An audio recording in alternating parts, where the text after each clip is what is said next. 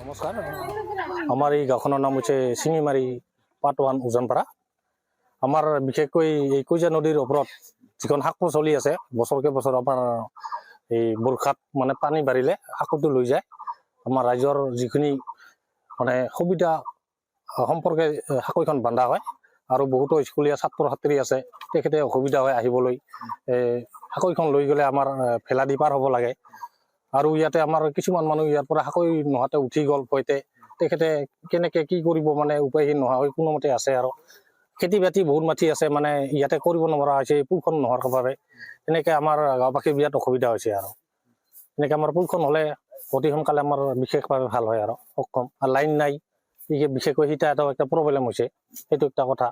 এতিয়া আমাৰ কিবা বেমাৰ আজাৰ হ'লে ইয়াতে এম্বুলেঞ্চ আহিব অসুবিধা হয় আৰু বোকা কৰি কলা কৰি আমাৰ সৰু ল'ৰা ছোৱালীবিলাক চিকিৎসালয়ত লৈ যাব লাগে। এইখিনিয়ে আমাৰ মানে বিনম্ৰ অনুৰোধ যাতে পুলখন আৰু লাইনটো সোনকালে হয়। বছৰত কেইবাৰ বনাব লাগে? বছৰত প্ৰায় কেতিয়াবা 2বাৰ 3বাৰ তেনেকৈ বনাব লগা হয় নিজৰ গাঁঠিৰ ধনেৰে আমাৰ ৰাইজৰ। সেইখিনিয়ে। আৰু এম্বুলেঞ্চ যাব নোৱাৰে, বোকা কলা কৰি লৈ আহিব লাগে সৰু বনাই। স্কুলত কেনেকৈ যাব? স্কুলত তেনেকৈ মাবিলাকে পাৰ কৰি থয়, কেনেকৈ সোমাই পেলাই আহি হাতে ঠেঙে মাক দেউতাকে পাৰ কৰি থয় বোকা কৰি কলা কৰি, তেনেকৈ আৰু স্কুলত যাতায়াত কৰিব লগা অৱস্থা হৈছে। দুৰ্ঘটনাটো বহুত, আমাৰ ইয়াতে মানুহ মৃত্যু মুখত পৰিল। এতিয়া মধ্যে 3-4জন মানে ভূৰৰ পৰা পৰি মৃত্যু সাৱটি লৈছে। চৰকাৰৰ প্ৰশাসনক আমি এতিয়া বিনম্ৰ অনুৰোধ যাতে অতি সোনকালে আমাৰ এই ব্ৰিজখন আৰু লাইনটোৰ সুবিধা কৰি দিলে আমাৰ ল'ৰা ছোৱালীখিনি সুবিধা হয়, তেতিয়া এম্বুলেঞ্চ আহিব পাৰিব। আমাৰ সাঁকোখন পুল লাগে আমাক, আৰু বানপানীৰ সময়ত বহুত অসুবিধা হয়।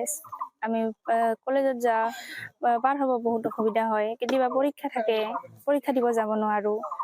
আৰু কেতিয়াবা সাঁকোখন ভাঙি লৈ গ'লে আমি ভেলা দি পাৰ হ'ব লাগে।